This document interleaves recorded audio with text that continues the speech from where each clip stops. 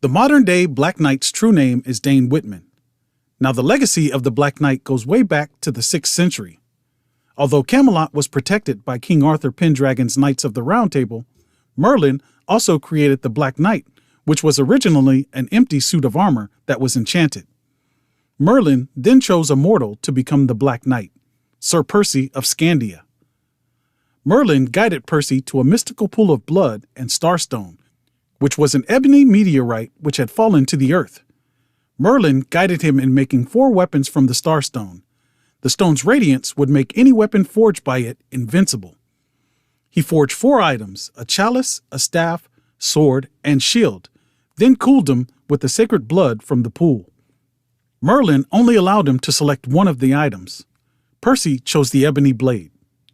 Merlin then destroyed all the others, or so he thought. The ebony blade was indestructible and able to slice through anything, and protected its wielder from harm. The ebony blade can deflect, disrupt, absorb, and penetrate energy fields, including mystical energy. But it also carried a curse with it.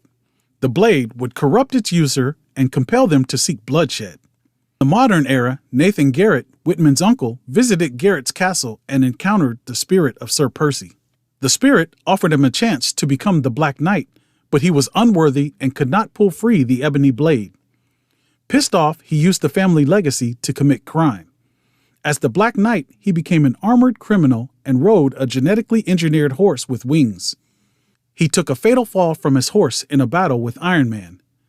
Dying, he beckoned his nephew, Dane Whitman, and asked him to redeem the family legacy by serving for justice. Dane accepted the task and began practicing with his uncle's technology, as well as making his own winged horse named Aragorn. Dane was a scientist. He has a master's degree in physics, but is knowledgeable in many sciences and technologies, like mechanical and genetic engineering. Even after becoming exposed to magic, he tends to turn to technology for an answer.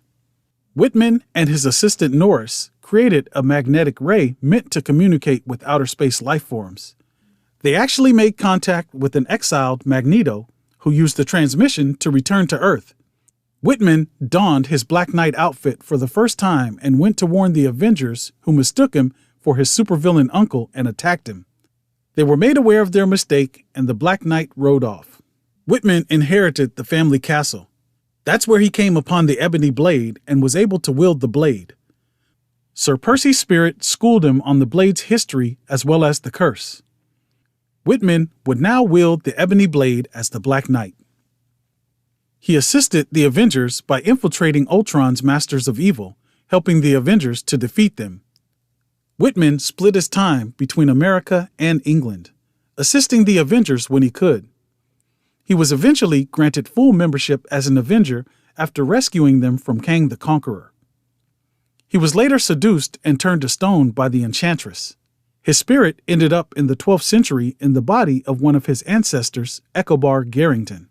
He fought in the Crusades until his spirit was sent back to his original body in modern times. A short time after returning to the modern era, he teamed with Captain Britain to defend Otherworld. He then returned to America and rejoined the Avengers. When Namor used the ebony blade to kill Leviathan, the curse warped Whitman's mind and began to turn his body to Starstone. He was eventually returned to normal when Sir Percy sacrificed his spirit to save him. The Black Knight then began using an energy sword he designed to avoid any more effects of the curse. His relationship with 2 of his Avenger teammates made things complicated for him. He was in love with Crystal, who was the wife of Quicksilver, but the 2 were estranged. But he also had feelings for the Eternal Xerxes, who was deeply in love with him. Through a series of events, he ended up with Xerxes, who had become a little too crazy to remain on Earth. The 2 left and went into an interdimensional self-imposed exile. They saw numerous adventures, and the Black Knight was briefly the leader of Ultraforce. After a while, they felt it was safe for them to return to present-day Earth. After returning, the 2 split, and the Black Knight joined the Heroes for Hire. It was at that time the Lady of the Lake declared Whitman the latest mortal incantation of Pendragon, and he was made the earthly champion of Avalon. He was given a new magical winged horse and mystical weapons by her. He later left the Heroes for Hire to serve as the leader of the High Evolutionaries Knights of Wundagore. He briefly joined an Excalibur team who helped Captain Britain. He also assisted the Avengers against Mordred, Morgan Le Fay, the Blood Wraith, and Kang the Conqueror. Captain Britain offered him a full-time Excalibur membership, but the Black Knight declined. Will we actually see the Black Knight suit up in the Eternals movie, or will he just be a big tease for the moment? As always, I appreciate you taking the time out of your busy day to stop by the channel and check out my videos. Please like, share, and subscribe. We'll see you again real soon. I'm out.